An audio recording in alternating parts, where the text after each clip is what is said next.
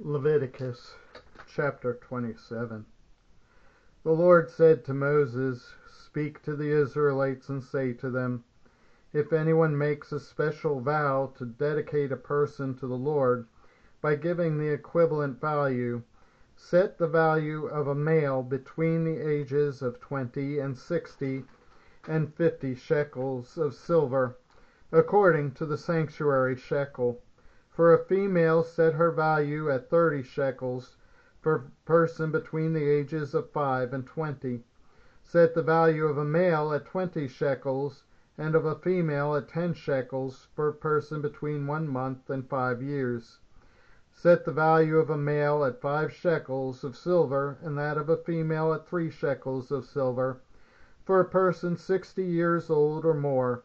Set the value of a male at 15 shekels, and of a female at 10 shekels, if anyone making the vow is too poor to pay the specified amount. The person being dedicated is to be presented to the priest, who will set the value according to what the one making the vow can afford. If what they vowed is an animal that is acceptable as an offering to the Lord, such as an animal given to the Lord becomes holy, they must not exchange it or substitute a good one for a bad one, or a bad one for a good one. If they should substitute one animal for another, both it and the substitute become holy. If what they vowed is a ceremonially unclean animal, one that is not acceptable as an offering to the Lord, the animal must be presented to the priest, who will judge its quality as good or bad. Whatever value the priest then sets, that is what it will be.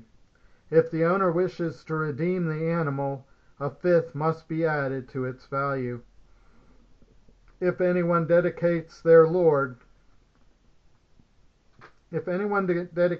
house as something holy to the Lord, the priest will judge its quality as good or bad.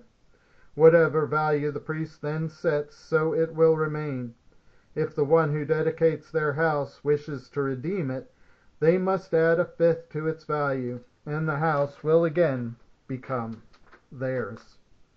If anyone dedicates to the Lord part of their family land, its value is to be set according to the amount of seed required for it, 50 shekels of silver to a homer of barley seed.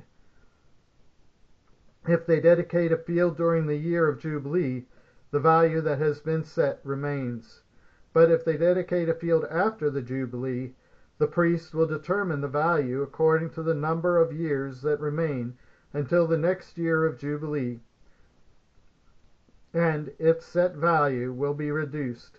If the one who dedicates the field wishes to redeem it, they must add a fifth to its value, and the field will again become theirs. If, however, they do not redeem the field, or if they have sold it to someone else, it can never be redeemed. When the field is released in the Jubilee, it will become holy. Like a field devoted to the Lord, it will become priestly property. If anyone dedicates to the Lord a field they have bought, which is not part of their family land, the priest will determine its value up to the year of Jubilee, and the owner must pay its value on that day as something holy to the Lord. In the year of Jubilee, the field will revert to the person from whom it was bought, the one whose land it was.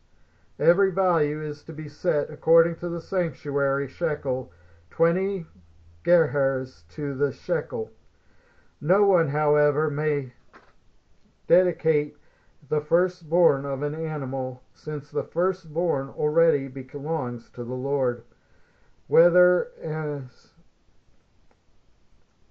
ox or a sheep, it is the Lord's. If it is one of the unclean animals, it may be bought back at its set value, adding a fifth to the value to it. It is not redeemed, it is to be sold at its set value. But nothing that a person owns and devotes to the Lord, whether a human being or an animal or family land, may be sold or redeemed. Everything so devoted is most holy to the Lord. No person devoted to destruction may be ransomed. They are to be put to death. A tithe of everything from the land, whether grain from the soil or fruit from the trees, belongs to the Lord.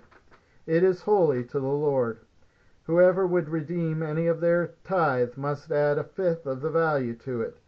Every tithe of the herd and flock, every 10th animal that passes under the shepherd's rod, will be holy to the Lord.